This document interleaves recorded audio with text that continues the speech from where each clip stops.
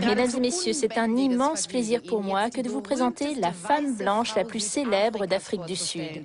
Ce qualificatif ne vient pas de moi, mais de Nelson Mandela en personne, qui l'a un jour décrite ainsi. Elle nous a déjà honorés de sa présence une fois au Teddy. Elle n'est pas seulement une artiste de talent, mais elle se sert depuis toujours de sa voix et de sa notoriété pour sensibiliser le public au sida et à toutes les problématiques qui y sont liées. Un sujet crucial, particulièrement en Afrique du Sud.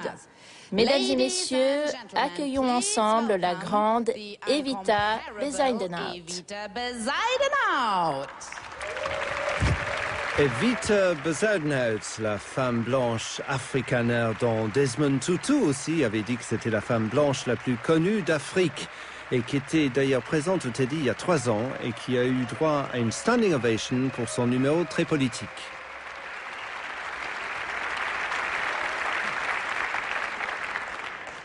Last Friday, 21 years ago, Nelson Mandela left a prison in South Africa and continued his long walk to freedom.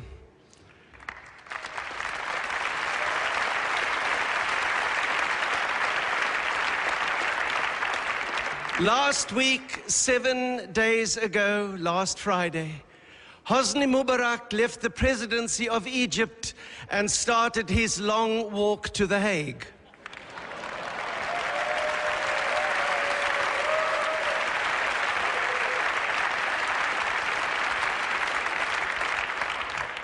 And here we are tonight in the Templehof, celebrating the 25th birthday of a teddy bear, which shows that anything is possible.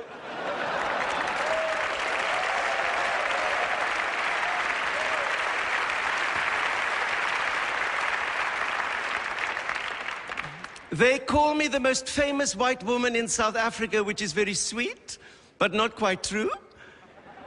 There are many famous white women in South Africa, but they are not here tonight. And so I, as the most famous white South African woman in Berlin, I'm very happy to say to you, Guten Abend, meine Damen und Damen, meine Herren und Herren. In this extraordinary Templehof, the history is very thick in the air tonight. This great Art Deco erection, which so reminds me of what we did in South Africa, because we Afrikaners also built great monuments to our supremacy. Yeah, we also had a bit of a touch of the master race syndrome. We built the Voortrekker Monument, which was a copy of your Denkmal in Leipzig. But ours was there to celebrate the fact that the Afrikaner won all the battles against the black tribes, because God in those days was an Afrikaner. Of course, we didn't land aeroplanes there as you landed here. I must say your people were cleverer than our people. But one fact is true, that 70 years ago, Germany set a very, very high political standard for South Africa.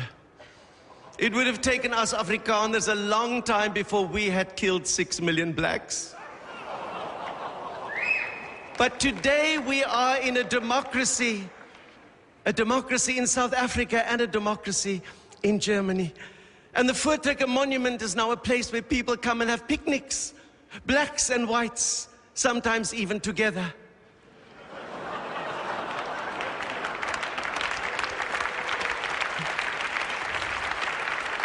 And here you are in the Templehof, and you are not frightened of being arrested or sent away to a concentration camp. No, my dear friends, the only pink star you wear is the pink star in your hair.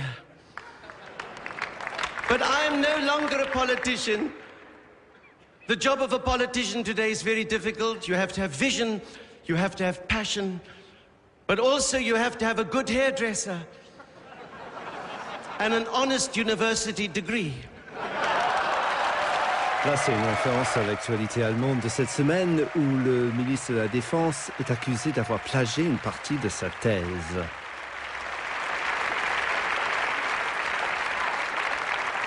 found something far more important than politics. Cooking. Yes, I cook for reconciliation. Imagine if you are friends and you sit together around a table and you eat Apfelstrudel and you talk and you become better friends. Now imagine what we can do if we can put enemies around a table. What can they do? I want to put a Clinton next to a Taliban. I want to put a German finance minister next to a Greek banker. Angela Merkel should know this. Golda Meir did know this. Margaret Thatcher ignored this. We women are strong in the kitchen. I want women to go back to the kitchen. Let the men run businesses and banks and play golf. It'll keep them off the streets. Because when your husband comes home and you've cooked his favorite food, he will eat that food with a smile and then you will have a family. When your husband comes home and you're not there with his favorite food, he will go to another woman for that food and you will never have a family. And in those moments that your husband is eating the food you made with such love and his mouth is full, then you can talk. It's in those moments that we women have changed the history of the world. So I found out that the way to a politician's mind is not through his brain, it's through his stomach. I mean, look in America, they shot Ronald Reagan through his head. It made no difference whatsoever.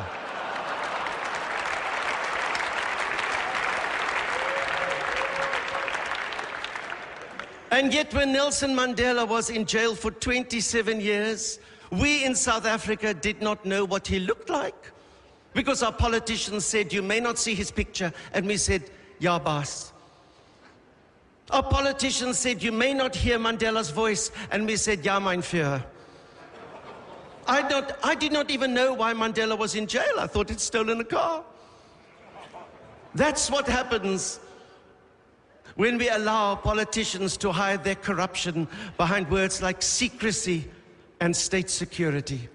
They destroy the world and get away with it, and we say nothing because they've cut out our tongues, they've made us blind, they made us deaf. Both Germany and South Africa went through that for too long. It must never happen again. Nie wieder, niemals wieder.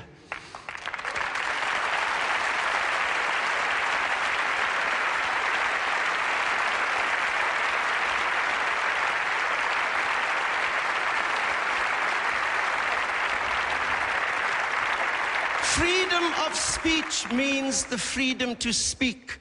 Let us use all parts of communication. Let us talk, let us laugh, let us sing. Let us hip and let us hop.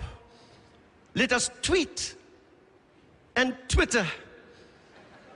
And let us realize that when we talk, things will change for the better.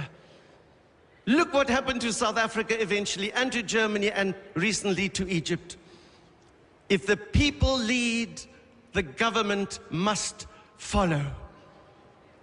Apfelstrudel macht frei. Dankeschön. Apfelstrudel macht frei, référence et déformation de Arbeit macht frei, la terrifiante enseigne au-dessus de l'entrée d'Auschwitz.